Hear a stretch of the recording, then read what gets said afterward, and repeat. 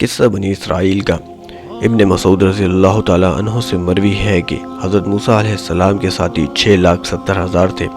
عمر بن میمون کہتے ہیں کہ ان کی تعداد 6 لاکھ تھی۔ بعض لوگوں نے کہا ہے کہ موسیٰ علیہ السلام 6,20,000 تھے، جو سب جنگجو جوان تھے۔ ان لوگوں نے 20 سال سے کم کو بچہ ہونے کی وجہ سے اور 60 سال والوں کو بوڑھا ہونے کی وجہ سے شماری نہیں کیا۔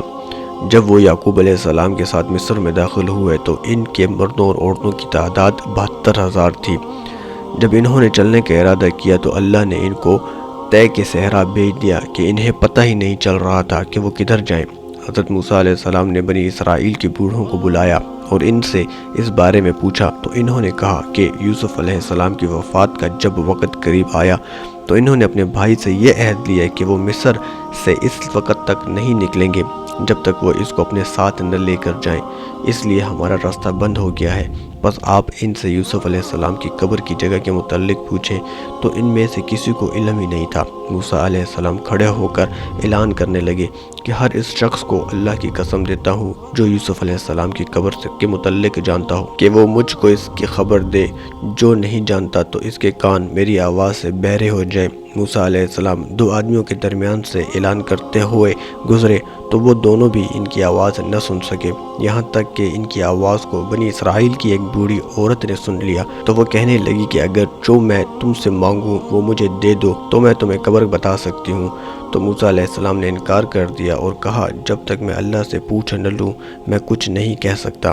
تو اللہ نے حکم دیا کہ جو کچھ اس عورت نے مانگا ہے وہ اسے دے دو۔ وہ کہنے لگی کہ میں بہت بوڑھی ہوں، میں چل نہیں سکتی، تو مجھے اٹھا کر مصر سے باہر لے جا۔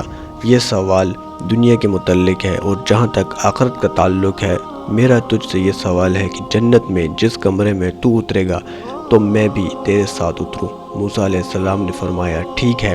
تو وہ کہنے لگی کہ ان کی قبر دریائے نیل میں پانی کے اندر ہے، تو اللہ سے دعا کر کہ اس جگہ سے پانی ہٹ جائے۔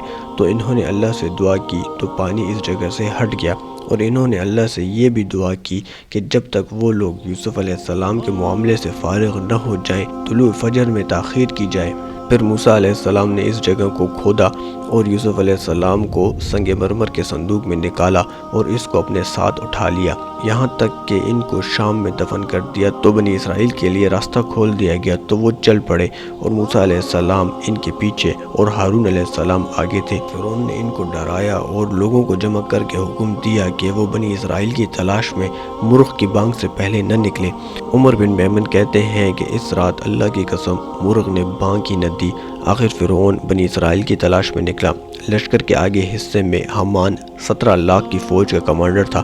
ان میں 70,000 سیاہ گھوڑوں والے تھے، باقی رنگوں والے اس کے علاوہ تھے۔ امام تبری کہتے ہیں فرعون کے لشکر میں 1 لاکھ سیاہ گھوڑے تھے اور فرعون 70 لاکھ کے لشکر میں تھا، اور یہ کالے گھوڑے کے لشکر میں تھے۔ ان کے آگے 1 لاکھ تیر انداز تھے اور 1 لاکھ چھوٹے نیزوں والے اور 1 لاکھ لوہے کے ڈنڈوں والے تھے، اور پانی انتہائی اونچا تھا۔ جب سورج چمکا تو پانی بنی اسرائیل پر چڑھ آیا۔ اصحاب موسیٰ بڑے حیران ہوئے تو اللہ نے موسیٰ علیہ السلام کو وحی کی کہ اپنا عصا سمندر پہ مارو۔ جب انہوں نے اس پر مارا تو دریا نے ان کا فرمان نہ مانا، تو اللہ نے اس کو حکم دیا کہ ان کو اپنے اندر چھپا لے۔ تو موسیٰ علیہ السلام نے اس پر لاٹھی ماری اور کہا کہ اے ابو خالد اللہ کے حکم سے پھٹ جا۔ وہ پھٹ گیا اور ہر ٹکڑا ایک ٹیلے کی طرح بن گیا۔ اس میں 12 راستے بن گئے، ہر راستہ ایک خاندان کے لیے ہو گیا۔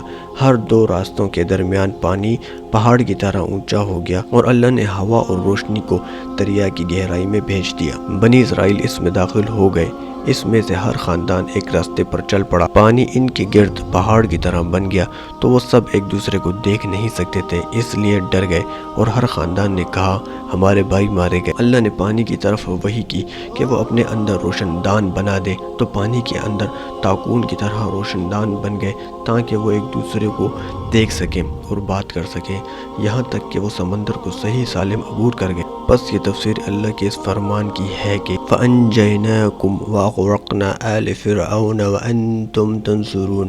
فرعون اس طرح غرق ہوا کہ جب فرعون سمندر کے قریب پہنچا اور اس میں راستہ بنے ہوئے دیکھے تو کہنے لگا دریا کو دیکھو، یہ میرے ڈر سے پھٹ گیا ہے تاکہ میں اپنے غلاموں کو پکڑ سکوں جو بھاگ گئے ہیں۔ تم سمندر میں داخل ہو جاؤ۔ تو اس کی قوم اندر داخل ہونے سے ڈری اور کہنے لگی اگر تو رب ہے تو داخل ہو جا، جیسے موسیٰ علیہ السلام داخل ہوئے۔ فرعون اس وقت سیاہ گھوڑے پر سوار تھا، تو جبرائیل علیہ السلام ایک گھوڑی پر سوار ہو کر آئے جو جفتی ہونے والی تھی۔ وہ گھوڑی آل فرعون کے آگے ہو گئی اور وہ سمندر میں داخل ہو گئے۔ جب فرعون کے گھوڑے نے اس گھوڑی کی بو سونگھی تو وہ بھی اس کے پیچھے داخل ہو گیا، اور فرعون اس کو سنبھال نہ سکا اور اس کو جبرائیل علیہ السلام کی گھوڑی نظر بھی نہیں آ رہی تھی۔ پھر سارے گھوڑے اس کے پیچھے داخل ہو گئے، اور میکائیل علیہ السلام ان سب کے پیچھے ہو کر ان کو ہانک رہے تھے اور کہہ رہے تھے کہ اپنے ساتھیوں سے مل جاؤ، یہاں تک کہ وہ سب کے سب اس دریا میں داخل ہو گئے اور کوئی باقی نہ رہا۔ حضرت جبرائیل علیہ السلام دریا سے نکل گئے۔ جب فرعونیوں میں سے اگلے لوگوں نے باہر نکلنا چاہا تو اللہ نے دریا کو حکم دیا کہ وہ ان کو پکڑ لے، تو وہ ان پر ٹھاٹے مارنے لگا اور ان سب کو غرق کر دیا۔ دریا کے دونوں کناروں کے درمیان 4 فرسخ کا فاصلہ، اور یہ سارا قصہ بنی اسرائیل کے سامنے ہوا۔ اس لیے اللہ نے فرمایا وَأَنْتُمْ تَنْظُرُونَ، یعنی ان کے گزرنے کی جگہ کو تم دیکھ رہے تھے۔ بعض نے کہا ان کے ہلاک ہونے کو دیکھ رہے تھے۔ یہ دریا کلزم ہے جو دریائے فارس کے ایک طرف ہے۔